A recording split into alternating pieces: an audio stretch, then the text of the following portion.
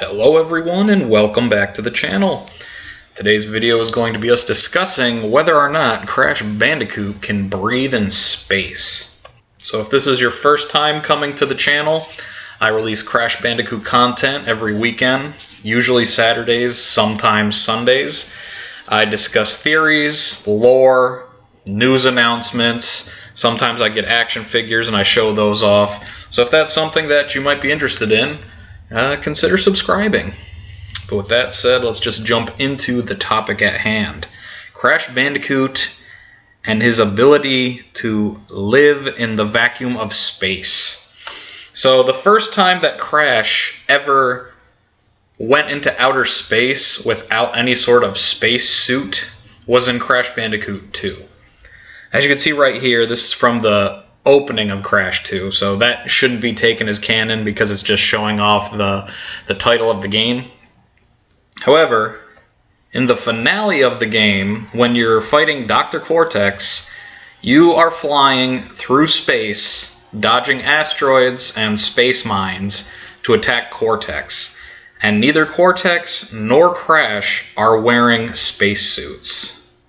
There are levels in the game where Crash is using the jetpack, but he's enclosed in the space station. So he can fly around in zero gravity because he's in space, but he's not in the vacuum of space. He's in a structure. It's only in the final boss battle that he's in the vacuum of space without a spacesuit. Just a jetpack. And then in Crash Bandicoot 3, Crash doesn't go into space. Coco does, though. And Coco seems to require a structure to survive in space. Her spaceship has the cover on it, so it's not just her floating around in space like Crash was doing with a jetpack. See, and then you have Engine there on the other side of the image, and he also is in a structure. And then in Naughty Dog's next release, Crash goes into the vacuum of space again. In Oxide Station, Crash goes through, this is a tube, but then this right here, open space. He's just flying through space. So, like, the canon timeline of events would be that this is Crash, you're playing as Crash, so Crash is immune to space. But all of the other racers that are also on this track are also immune to space travel. So, people might say, oh, well, he's just holding his breath in that one instance. So that would possibly explain that, and then when they get back into the space station, the atmosphere returns and they could breathe again.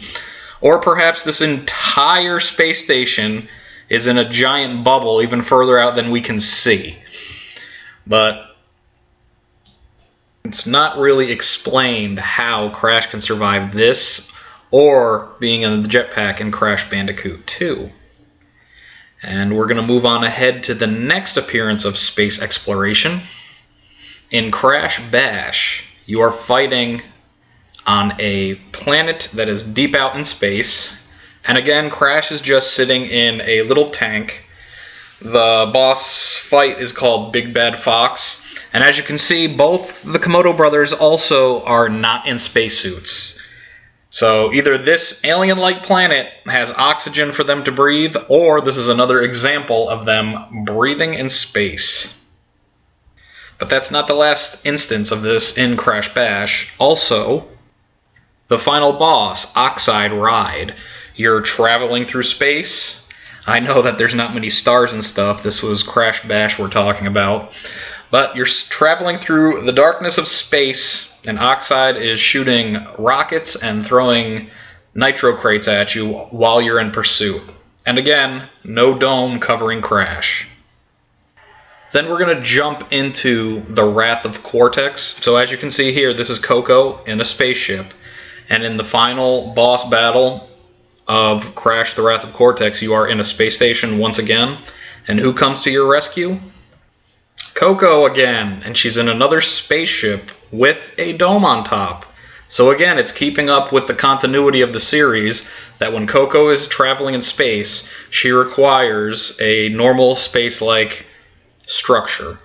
When she picks them up, however, they're still just like sitting out in space, and she opens the dome and they jump in.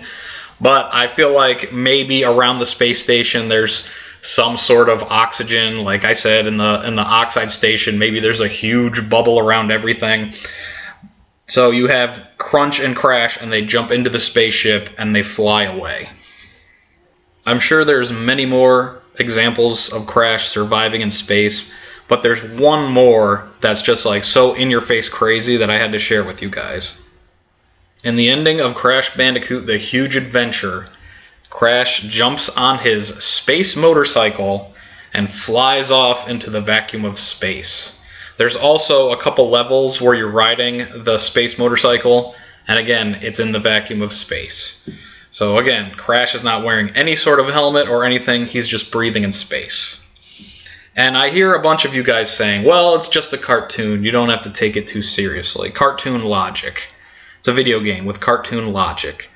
But to that I say, Scuba Crash. How is it that Crash Bandicoot can drown in the water in Crash 1 and 2, and in Crash Bandicoot 3, when he's finally exploring the water, he has a snorkel with oxygen? So clearly Crash needs to breathe underwater, so why wouldn't the same be true for outer space? So whether this is a theory video or a plot hole video, I'm just curious at what your guys' belief is. Is Crash actually breathing in space, or is every single time there's something to explain it? Personally, if I had to make up a reason as to how Crash and company are breathing in space, I would probably take the Invader Zim approach. If you're unfamiliar with that, I'm going to share that with you right now. So in Invader Zim, he has a suit that puts on a helmet, and then the helmet turns invisible and allows him to travel through space. I'm going to show you right now.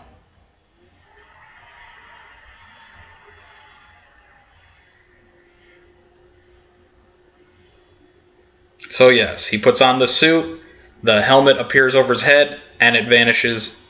It's invisible, and now it looks like he's flying through space without a helmet. So personally, if you're to go that route, you could say that all of the vehicles that Crash drives have this effect. Like perhaps the straps of this make a little helmet over Crash's head, which would explain the ending of the game. In Crash Team Racing, perhaps the karts have their own little atmosphere invisible bubble. And maybe the same goes for the tank and spaceship from Crash Bash, and the old trusty space motorcycle from Crash Bandicoot: The Huge Adventure.